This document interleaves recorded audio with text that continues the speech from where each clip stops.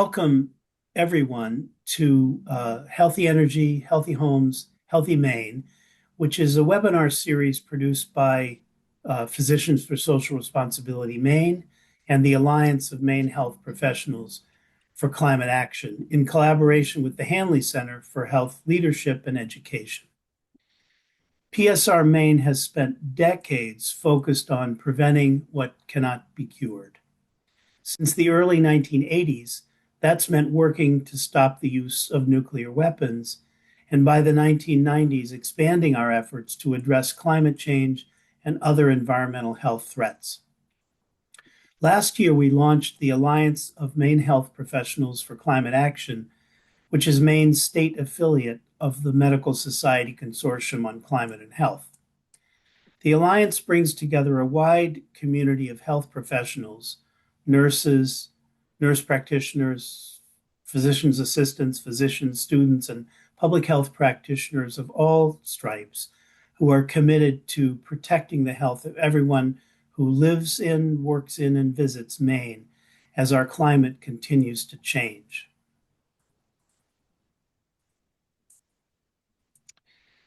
We're now in session 2 of our 3-part webinar series, where we're bringing healthcare leaders to look at how fossil fuels affect health and how electrification can improve air quality, reduce disease, and help us meet our climate goals. Each session offers practical strategies you can use in patient conversations, clinical practice, and broader system change. Session 1, which was Fossil Fuels and Health, the Medical Case for Electrification, was held on October 29th. A recording is available, and we'll drop the link in the chat, perhaps at the end. Today's session, the second session, is called Talking with Patients and Community Members About Fossil Fuels, Health, and Home Choices. This session is also being recorded for later accessibility.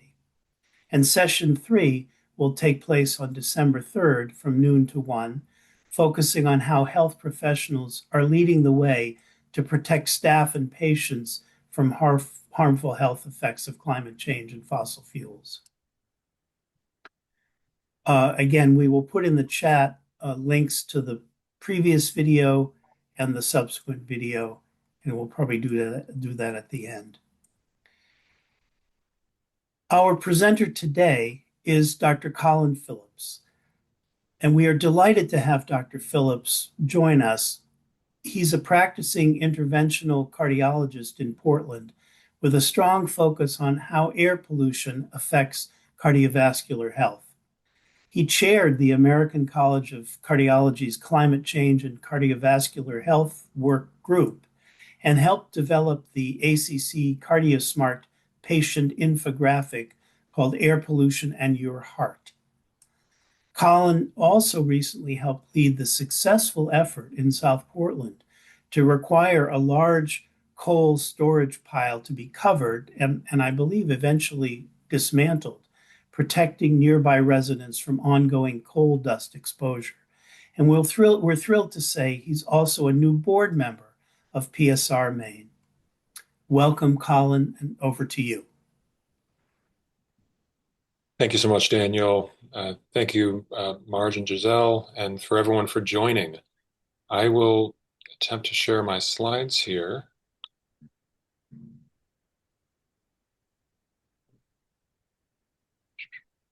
All right. So I'm hoping folks can see this. Thank you again for the invitation. Thanks for everyone for coming and spending your lunchtime hour with us here. And we can make this interactive. I have a handful of slides. I have a little bit of background.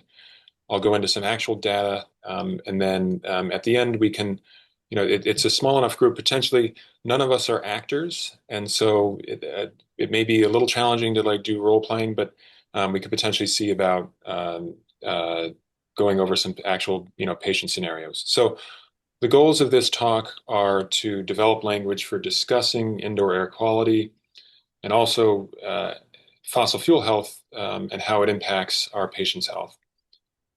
We also want to go over practice scenarios for providing health-based recommendations regarding electrification. And then finally, understanding how to incorporate questions about home energy sources into patient screening education. So talking with patients about all these things, I think the first, I've divided the talk up in sort of four parts here. The first part is why should we be talking about this? Should we be talking about this at all? The second part, and I have some data to support it, is do we talk about this? The third part, which is also data driven, will be what do patients actually know and how do they respond to it? And then the final part, which again may be interactive, is how should we be talking about this and modeling some potential examples. So why should we be talking about this? It turns out, and this is no surprise, our living conditions and our exposures affect our health, and it matters. And so the most recent data from 2021 looks at the different amounts of death worldwide that are attributable to different things. And air pollution is responsible for a lot of death. 8.54 million deaths worldwide, the majority of which, and I'm a practicing cardiologist, are cardiovascular deaths. And so this is something that we take seriously. And this comes from the global burden of cardiovascular diseases and risk. And here it is, ambulant in the left over here, ambulant particulate matter pollution, but also pollution from solid fuels do lead, in terms of the environmental risks, a high number of death. And if you compare it in terms of the age standardized DALYs per 100,000, high fasting plasma glucose is 500, and the ambulant particulate matter pollution is above that, which I wouldn't have guessed. Obviously, dietary risks, high systolic blood pressure play a much bigger role. But just the fact that anyone is dying from air pollution to me is a surprise and something that we should take seriously. So air pollution related deaths are likely to increase over time.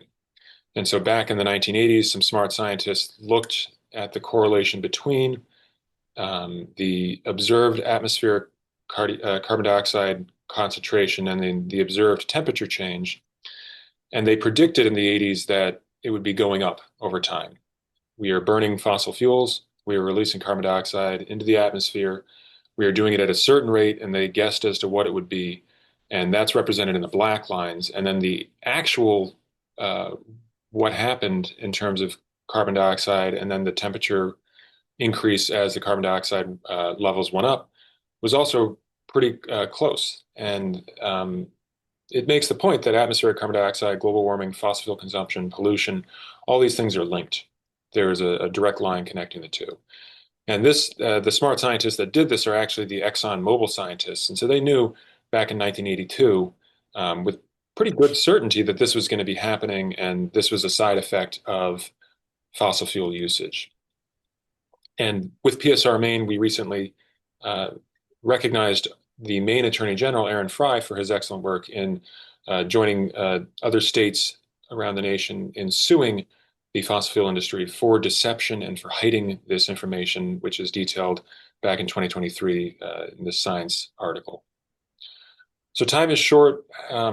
This is actually an old slide. I didn't want to change it just because it's too depressing. But probably we are going to just totally eclipse the 1.5 degrees centigrade average global temperature compared to pre-industrial levels, and we're well on track for that. And so, and again, it's all we're burning CO2, we are heating the atmosphere, we are releasing particulate matter into the air.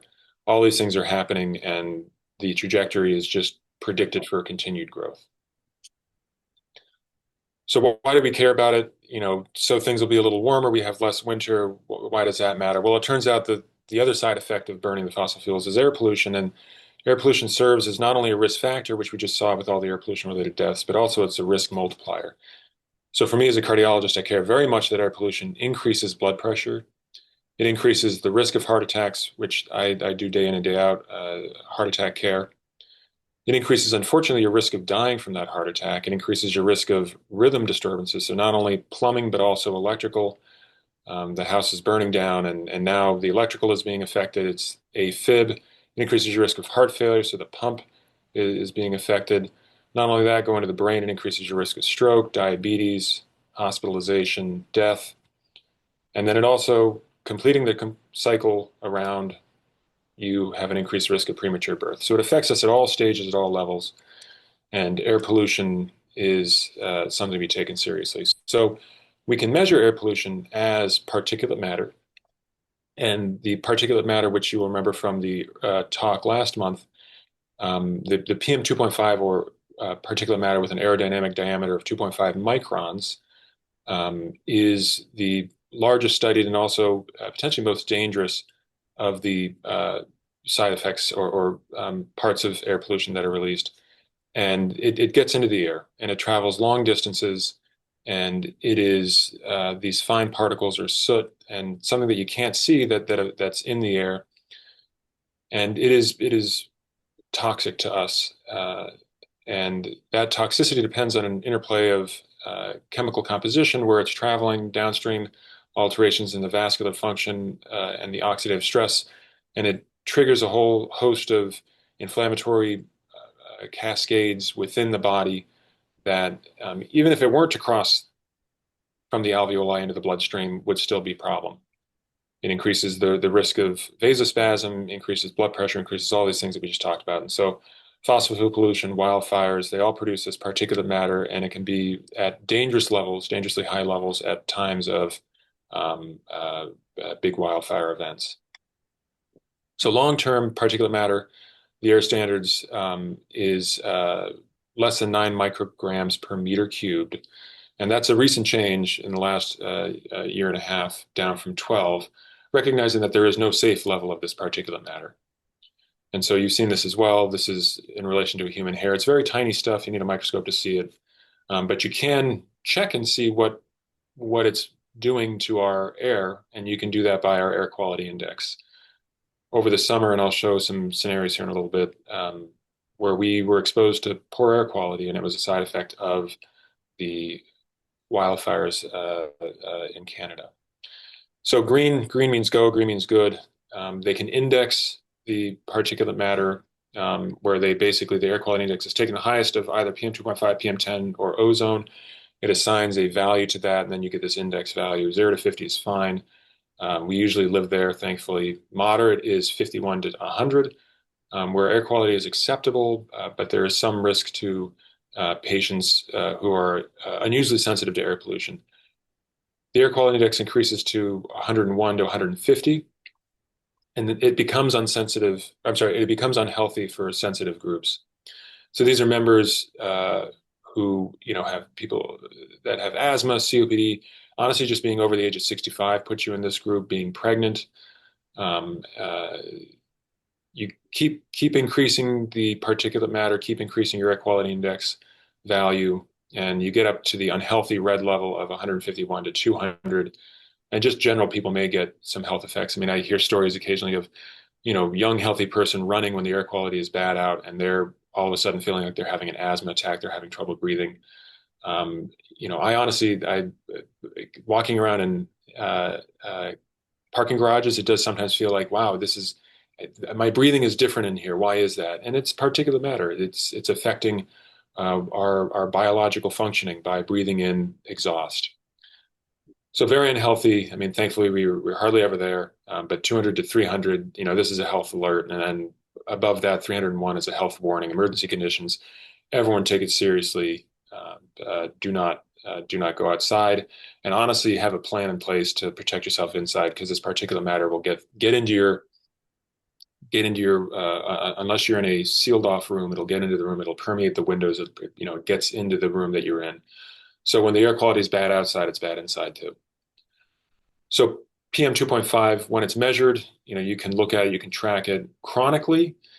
Folks that are exposed to higher levels of PM 2.5 have an increased risk of all kinds of things, including all-cause mortality, cardiopulmonary mortality, heart attacks, lung cancer. But then if you're not looking at the lung cancer or cardiopulmonary mortality, the all-cause mortality is equal. So it is the cardiopulmonary lung cancer stuff.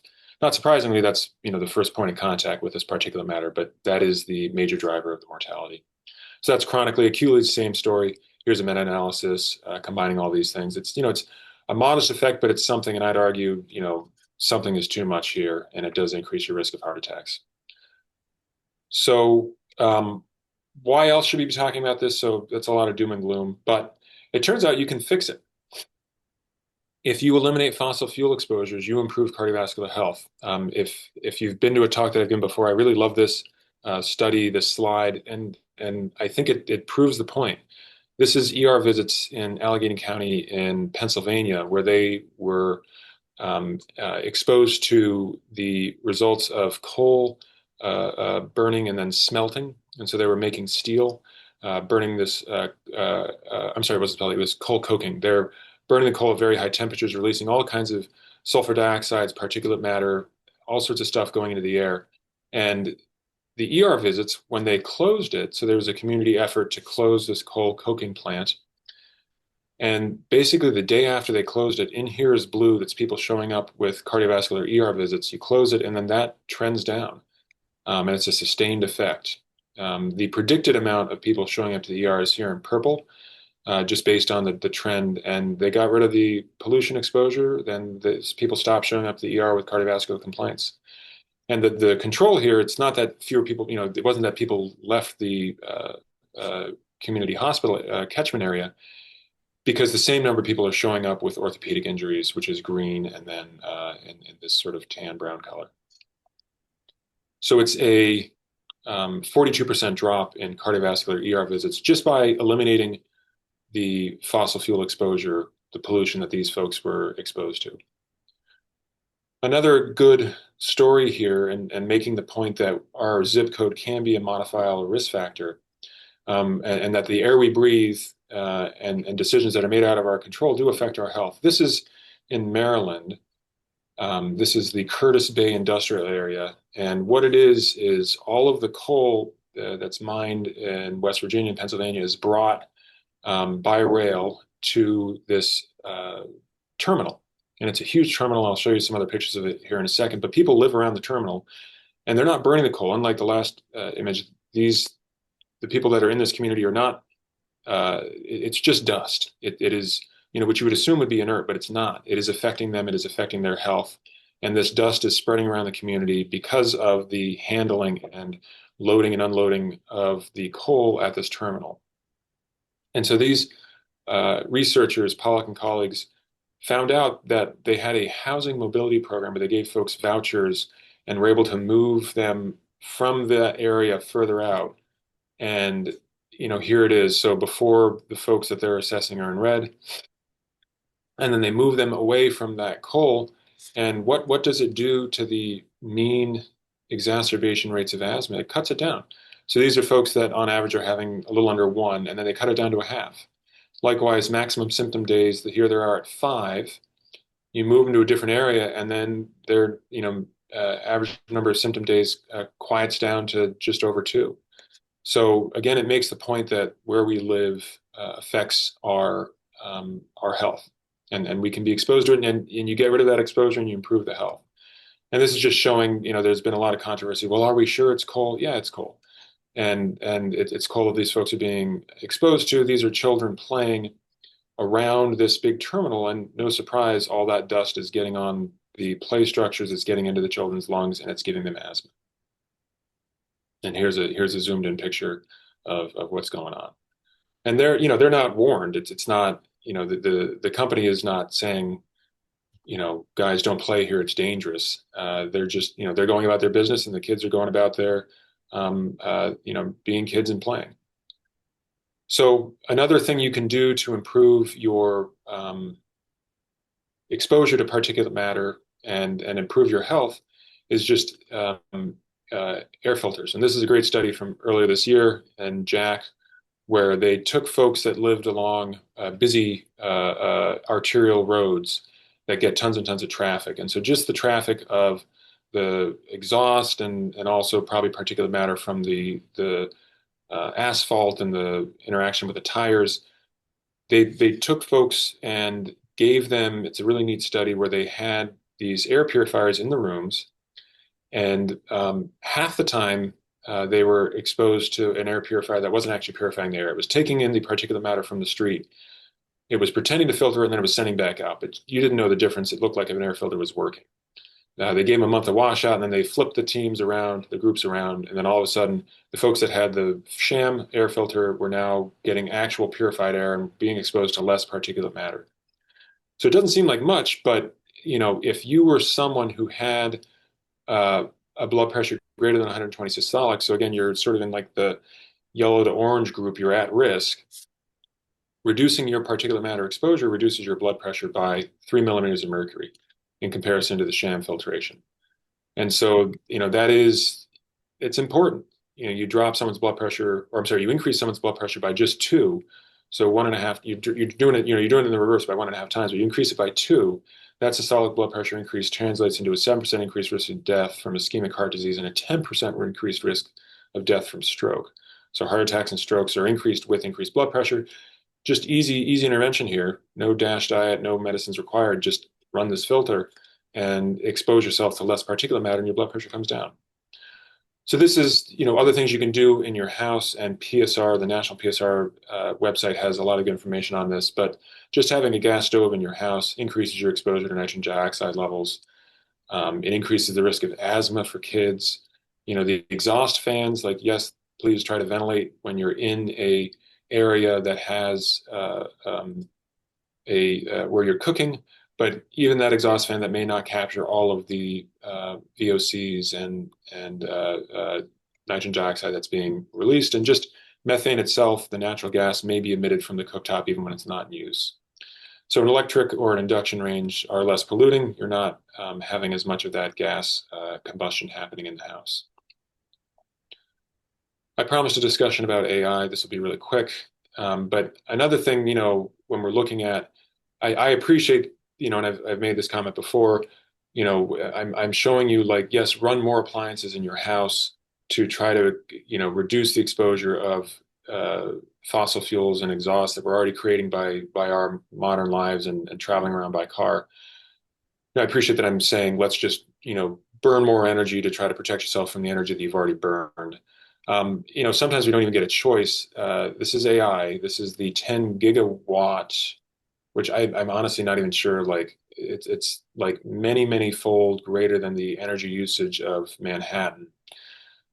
So this is a 10 gigawatt OpenAI plant that they're building in Texas, which I guess is going to, draw neat pictures for us, but really won't, and some other promise of AI. But I would argue here's a lot of wasted space. Hopefully they cover this rooftop with solar panels, but it's unlikely to match 10 gigawatts worth of energy. So how else can you minimize your energy impacts in daily life? I'd argue try to use AI less. And that can be a hard, it's a personal conversation. It's a hard thing to have to discuss with patients, but clearly we are on the precipice of many different things. But the AI revolution of, it is such an energy intensive thing. I would be remiss not to mention in a discussion about healthy home choices. Like a simple thing you can do is probably to just turn off the AI, turn off the computer if you can. So that's part one, and we'll move on here to what do we do with this, and should we be doing anything about this? So this was a survey. So I'll talk in a second about our air pollution in your heart infographic. But Paul Theriot from ACC Market Intelligence, the American College of Cardiology, took it upon himself to survey a bunch of these CardioSurf panelists, which includes active fellows and associate fellows of the American College of Cardiology. And so 183 of these panelists surveyed, completed the survey, which we very much appreciate. And they gave us good information. So this first question is how concerned you are about the impact of small particle pollution, or PM2.5, on the cardiovascular health of your patient population. So in total, here they are in green. 14% of people are not concerned. 27% of people are like on the Likert scale, they're at 2. And then, sort of only 7% of people are extremely concerned about the impact of small particle pollution on cardiovascular health. And so these are clinicians that are being asked, and only 7% of them are extremely concerned. 19% of them, yeah, kind of. But the majority are not that concerned at all or not sure about it. Turns out if you're in your late career, you've been in practice for over 22 years, those folks actually are the most concerned. And I'm still not sure. I mean, I can make some guesses that, this data didn't tell us why that is. But I am thankful that it is. And thank you for the late career members. So, do we talk about this in clinic? This is the frequency of discussing the impact of small particle pollution with patients. And this is neat. So, no one does it always, no one does it frequently. I don't either. The purpose of this talk today is not to shame people and saying you need to talk about this with every single patient interaction. I don't think that's true. But I do think we should be knowledgeable about it and ready to discuss it if the need arises. And so 8% of people sometimes discuss it, and I'm probably in that group. 24% of people rarely discuss it. And then 64, majority of people never discuss it. And so if you're concerned about small particle pollution, so the percentage of people that were answering, yeah, I'm in the 4 or 5 range, I am concerned about it. The more concerned you are about it, the more often you are to discuss it. The less concerned, the less you know about it, the less likely you are to discuss it. And again, the late career folks are doing most of the discussing, representing 12% of the group of people who are discussing this with their patients. And again, I was alluding to this a second ago, this is the knowledge. And so many people feel like they are not at all knowledgeable. Almost half of all participants surveyed said, I know nothing about this. And we're in the not at all. And then, number two, so now over 75% of people say, they're really not knowledgeable, not comfortable discussing it. The more concerned you are about it, the more likely you are to be knowledgeable about it. 4% extremely knowledgeable. The less concerned you are, the less knowledge you are about it. So I would argue this tells me if we educate folks about the dangers of air pollution, the dangers of fossil fuel consumption, that they are more likely to take it seriously and they are going to be more concerned about it. So the knowledge is power in this regard. So do we even have time to talk about this? This is a really nice article just from recently in the New England Journal of Medicine, Lisa Rosenbaum with the Medicine Society pages, where it's this everything bagel problem. And I would argue that no, we don't need to talk, this is not another piece on the checklist of discussing, but as we'll see in a minute here, there are certainly instances where bringing this up and discussing it with patients is important and can be very impactful. So I'm pleased not trying to add on another flavor to the everything bagel by doing this, but I do think the more knowledgeable we are, the better served we are at answering and being voices for this important discussion. And honestly, you don't even need to talk about it. In our clinic here in Scarborough, which is where I am right now, we just have these around in each clinic room. Our clinic manager, when we released these a year ago, took it upon himself to just hang them all up in each of the clinic exam rooms. And patients, you don't need to be in the room. They can look at this, and they often do. And it goes over everything we just talked about. This is this infographic that our study group with the American College of Cardiology, looking at the intersection of climate change and health, decided the most impactful thing we can do is just give patients tools to protect themselves. So we talk about the dangers of air pollution. We talk about what it actually is, all the things we just discussed here. And then we give good advice that you can bring to the clinic, checking your air quality exposure, limiting your exposure, checking the levels, having a plan when it's bad air quality, understanding that only N95 masks or respirators really work. Just the cloth masks, just like the windows don't filter out that PM 2.5, the cloth mask won't either.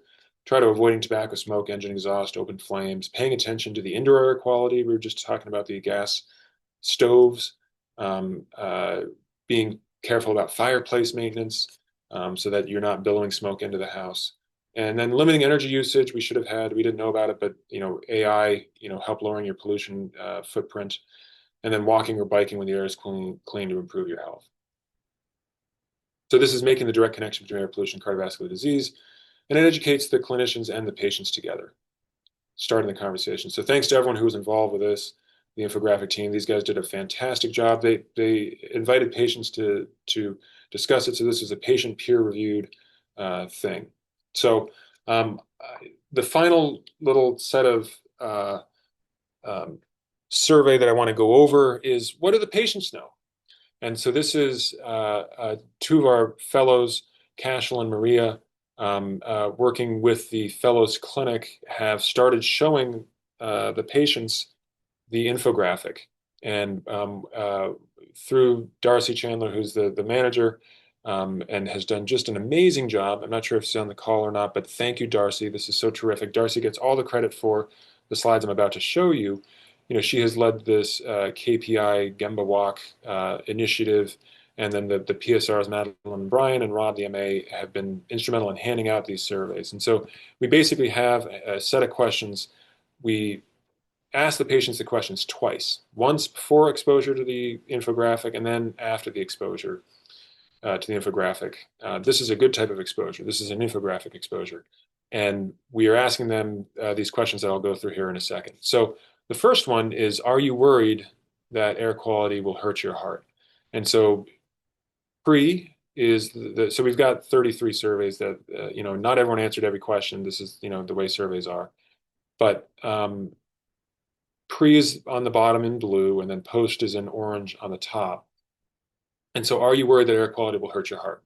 So it turns out the majority of people surveyed in the clinic are actually worried about it, even just at baseline. And then they're exposed to the infographic. It kind of changed a little bit the number of people that are not worried about it.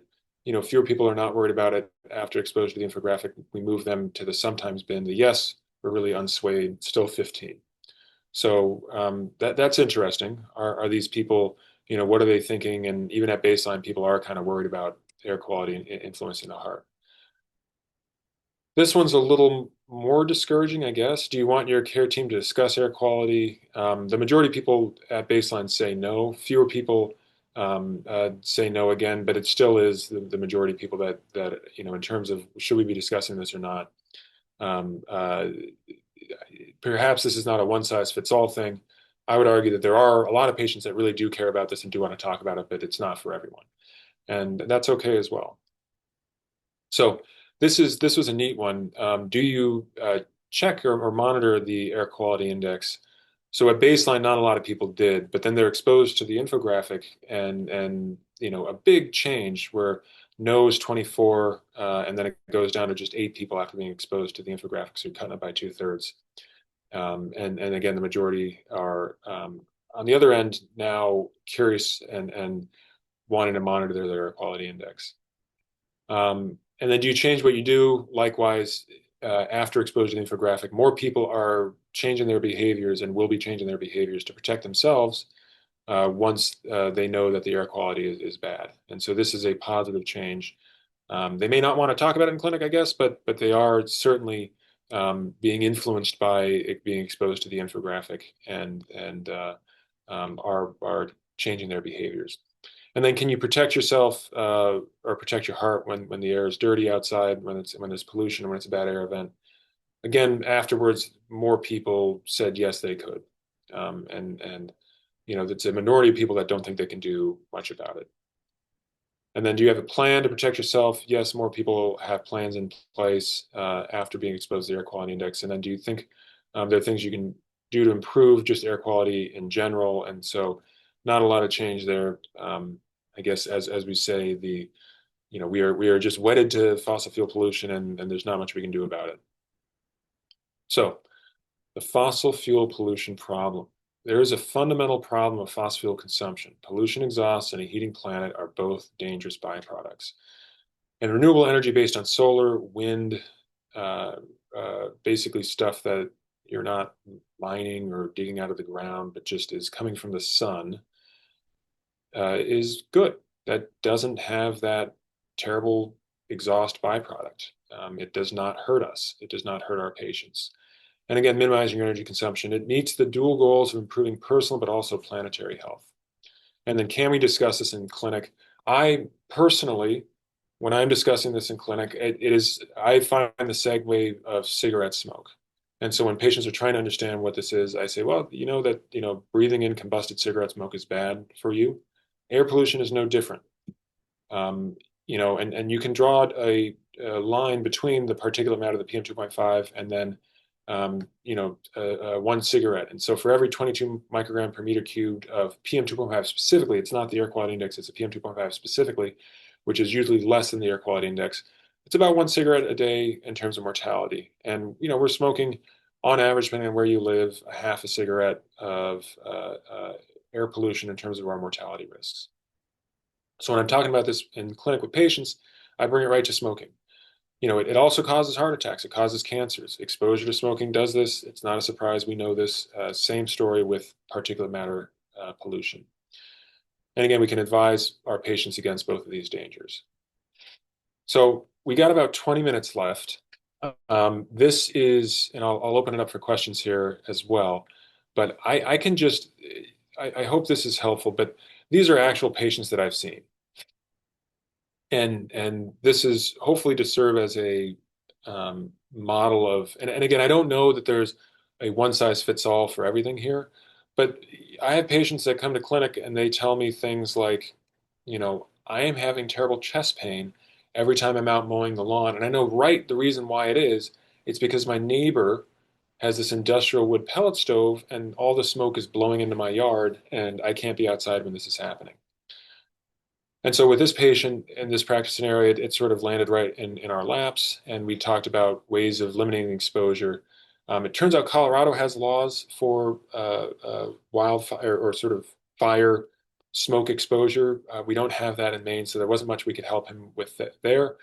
But we did, give him one, access to the infographic to just explain how dangerous this is, and two, talked about strategies to reduce the exposure and to try to limit it. But unfortunately, he's just living in an area where he is, and this is a theme, at the the whims of the property owner next to him, affects what he can and cannot do. And there's a component of justice to this as well. This guy's just trying to live and do his uh, lawn mowing chores, and he's unable to due to chest pain. So that's one practice scenario example. This is another one. This is screenshots from earlier this summer when the air quality was just bad. Here is this mega wildfire happening in the northern boreal forest in Canada, and all that smoke is traveling downwind and landing in Portland, where our air quality index that day was 117, 115. So it's unhealthy for sensitive groups. So I'm seeing patients in clinic while this is happening. What am I telling my patients? I have a guy who had a heart attack. It was a really big deal. I was very excited when this happened because I remember very clearly being in his room. I'm going to run a marathon again. And it's like, yeah, you can. Yes, you've had a heart attack. Yes, you had early coronary disease, but yes, you can also run a marathon. And I have a great relationship with this patient and see him on a yearly basis. He's done fine over the years after this heart attack, but now I'm seeing him and now I know this and it's bad air quality outside. What do I tell this guy? He's like training for some half marathon. Probably it's not a good idea for you to be outside unless the air quality is under at least 100, probably under 50. I'd be careful, if it's 75 or more outside for the air quality index, it's probably not a good idea for you to be out running. And that can be a hard conversation to have with folks. But again, I think, he is at risk. He is in that category is at risk, and we should be following the rules in recommending that he limit his outdoor activity and potentially, if he can exercise indoors near an air purifier, do that. But again, that's disappointing, and it's not the kind of conversation you want to have with a person who's survived a lethal event and has done such a good job of being active again. And now I'm telling him to stop running. So that is a challenging conversation, but an important conversation. So this is another practice scenario. 70-year-old woman without known coronary disease, but a history of hypertension, hyperlipidemia, obesity, wants to know more about the infographic. This is just someone I see in clinic who sees it, and it starts the conversation. We talk about it. We talk about what air pollution is and what they can do to protect themselves. And this person, it was over the summer, they said, hey, I think this is top of mind right now. I heard in the news about the air quality, and I'm taking this seriously. And so this was a good conversation, a productive conversation about what you can do. And again, you can try to, bring into the conversation like, yeah, the only way to totally end this is to stop burning fossil fuels. That is what is driving all of this. Even the wildfire smoke, that is fossil fuel, less rain, more heat, higher burning temperatures. I mean, forests have always burned, but they're burning hotter larger, faster, and it's because of global warming. And so you can tie that in as well during the conversation. And you can also, if you're someone who does like the structure, you can do this, and I have to give Dr. Oppenheim credit for this. Just make it a standard part of your practice. Again, I'm sensitive to the everything bagel complaint, but Dr. Oppenheim had a very eloquent, beautiful way of saying this. I'm concerned about all aspects of your health, and I'm curious if you're exposed to particulate pollution that may be hurting you, and that can be a segue, an easy transition into questions like, are you monitoring the air quality? Do you have an air purifier? Do you have exposures to things like wood stoves? Are you keeping and many of us do, are you keeping the wood stove maintained so you're not backing up dangerous wood smoke into the house? Are you cooking with gas? Is that another exposure? Is it a well-ventilated space? Are you, idling your gasoline car? Are you exposed to that sort of particulate pollution? And so there are ways of structuring this and bringing it in. And then the final sort of patient scenario that I get often is, the clinic visit after the AC or the acute coronary syndrome event, or just frankly, seeing the patients, right after the stent goes in. How did this happen to me? I don't have any risk factors. There's a lot of controversy over what, is it all just sort of genetics and the classic stuff, or is, the environment playing into it? And yeah, I'd say 8.54 million times the air pollution is causing problems, and the majority of the problems are heart events. And so we can give advice regarding outdoor activity. Again, challenging conversations to have, but things that we can bring into our practice. Other conversations. I'm following the DASH diet. Is there anything else I can do? Air purifiers, exposures, things like that. So that I'm going to just check and see. So we're not actors. I am frankly, even though I've been talking for the last 45 minutes, I am embarrassed to do like a practice scenario. I hope what I've given is enough sort of discussion about ways of doing this and strategies to do this, that we can have these conversations with our patients. But I will open it up for questions, and potentially those questions will fold into sort of more discussions, and I will answer the questions here in just a second. But in summary, fossil fuel pollution is detrimental to our health. While barriers do exist, and I freely admit this in discussing this with our patients, we can advise patients on the risk of fossil fuel pollution and personal health. And then, as a rule, patients do appreciate this conversation and explanations, and will make efforts to reduce their risk. So thanks again to Marge, Giselle, Daniel, and the Hanley Center for Health Leadership Education, and of course with PSR Maine, and for everyone for joining. So I see you there, Dr. Millard. Let me just first thank you, Colin, for this terrific presentation.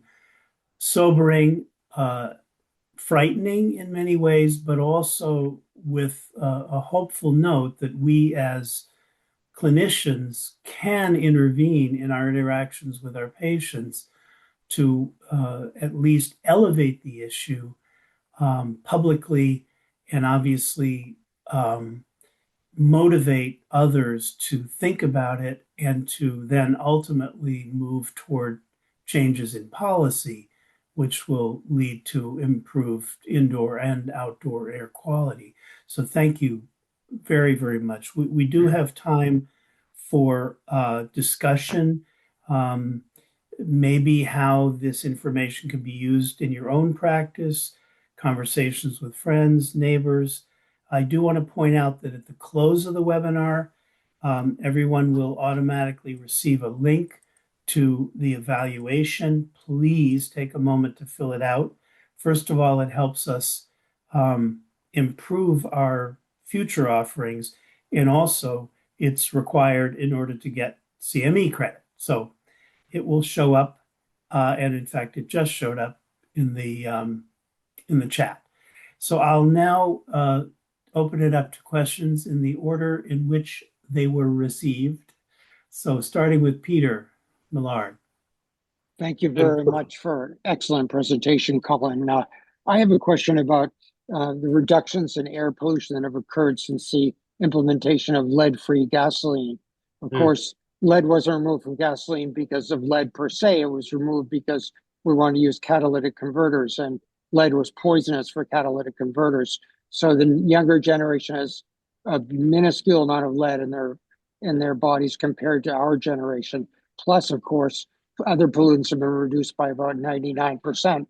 Now, when I read about the large reduction in deaths from coronary disease in the United States in that same time period, I've never seen reductions in pollution really mentioned as a big factor. Did people do natural history studies and suggested that was the case, or it really hasn't been looked at much? And then the other corollary is, has the reduction in lead also been beneficial for the heart, or is that only for other reasons, like the brain? Yeah, so thank you very much. Wonderful question, and a great example of where legislation and laws, you know, I guess no matter how the impetus is coming, but we can remove dangerous exposures, and sort of the history of how lead got into gasoline anyway as the sort of anti-knocking agent is a very interesting history. And so the lead itself, so in reverse order of your questions, lead itself is toxic to the heart, amongst other things, as you mentioned, brain development and sort of early childhood development. Lead is very detrimental. Unfortunately, I do not know of any data that does directly correlate the reduction in lead to reduced heart attacks. I'm worried that, as you saw by the first two slides, we are just burning more and more of this stuff. And whether there's lead in it or not, there's still many, many other exhaust particles that are in the air that are, just as toxic and troublesome to the coronaries. And so, yes, getting rid of one part of it is helpful for children with, being exposed to lead. But it is not, unfortunately, answering, it is not the line that I would draw in terms of reductions in mortality from cardiovascular disease. But still an example of, yes, uh, if there is a push, we can have legislation to get rid of lead. Although we still unfortunately have it in jet engines, as I understand. But reducing lead is a big public health victory. Although I don't have great data to point to show how there's a ultimate mortality benefit from it. Well, thank you And for that. the first Oh, part go of the ahead, question Peter. was about all the reduction, 99% reduction in other pollutants, which is a much bigger factor than the lead. Has anybody looked at natural history studies to see if that was a large contributor to the reduction in coronary heart deaths in that same time period? Yeah, so thank you. Not that I'm familiar with, but you've given me something to look up. So thank you. Great. Thanks, Peter. Thanks, Colin. Sid. Sure. I think in terms of lead, it's one of my things, being a pediatrician. I know that occupational exposures in adults, placement in urban centers back in the old days, for example, had, pretty elevated levels even by current standards, in the 20s, 30s. And it was associated with hypertension, which then has secondary downstream cardiovascular effects. So that's one mechanism where probably the reduction in lead has helped people's cardiovascular outcomes. But my question really relates more to the non-fossil fuel burning from forest fires, and like your example of the wood pellet stove. Do the K95 masks have any benefit? In other words, we all have this big pile of masks in our houses as a residual from COVID that we never use anymore. And would it be useful in those days, which seem to be more frequent even here, not just in the Midwest, to wear those when we go outside, or is it they're a waste of time even for PM10 or whatever that is? No, so the K95 masks will work as well. So N95, K95, as I understand it, the name is just based on where it's manufactured, but the K95 will also work as well. Will work. Okay. Yeah. So, but as I was mentioning earlier, a cloth mask will not, and so just having a Yeah. cloth mask around will not help you. But the N95 respirator will. Mhm. Thank you. Yeah, great question. Michael, you had your hand up and now you don't. Uh, yeah, I did some Googling while I was waiting and I found my answer. My question was, and also Colin, great presentation. I learned a ton. I just feel like it was super engaging and uh, my question was around air filters and air filtration systems. I live in downtown Portland, and I was thinking, it does get pretty dusty in my house pretty fast, and it's probably because I'm on a busy street. Anyways, we also got heat pumps like, 150,000 other people are in the state got heat pumps in Maine. And I'm wondering, I know they have a air filtration component. And my question was, does that help not only because it's not, natural gas or a boiler, it's electric, and also does that air filtration system on heat pumps act in a similar way to the air filtration suggestion you had earlier? I Googled it, and it doesn't look like it's quite the same, like 2 PM 2.5 filtration. It's more in like viruses and bacteria and stuff. But so that's, Daniel, why I had my hand up and why I don't. No, look, That's a thank you, Michael. great question. Thank you. And I'll just add to it, Michael. Thank you for sharing it because it's an important point too. And so, yeah, there is not a. Oh, I just had the word. Now it's gone away. There's not a HEPA filter on the. It's if you had a HEPA filter hooked up through the heat pump, yes, it would, but you need a HEPA filter to do it. And just as an aside, so you can make your own air filter by buying just HEPA filters. The FDA, I'm sorry, who is it? The EPA. The EPA. Thank you. The EPA has information on how to build your own air filter, but basically you just take a fan and make a cube out of those air filters, and then you can turn the fan around so it's sucking air in and blowing out clean air on the other end of that air filter. And so it has a whole instruction manual. The EPA, thank you, Daniel, has a whole instruction manual on how to do this and how to protect yourself at home. Cool, thanks. Great. Well, we have 3 minutes left in our hour.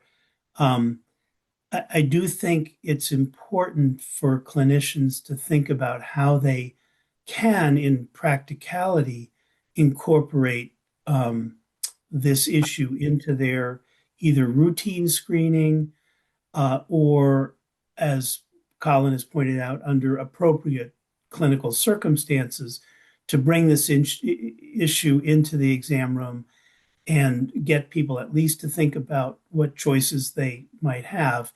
And the everything bagel problem is a potentially big one, but it's solvable. We didn't used to ask about alcohol. We didn't used to ask about smoking. We didn't used to ask about domestic violence. We didn't used to ask about helmets when you're riding bikes or guns in the home or how they're stored. And it is a long list, but each one of these things is terribly important from the health point of view. And we've found ways to incorporate those into our routine screening. So I do think that there's potential there. And so I thank you, Colin, and everybody very much for participating in this very important conversation. Remember to fill out the evaluations so you can get your CMEs. And we look forward to the next webinar coming up.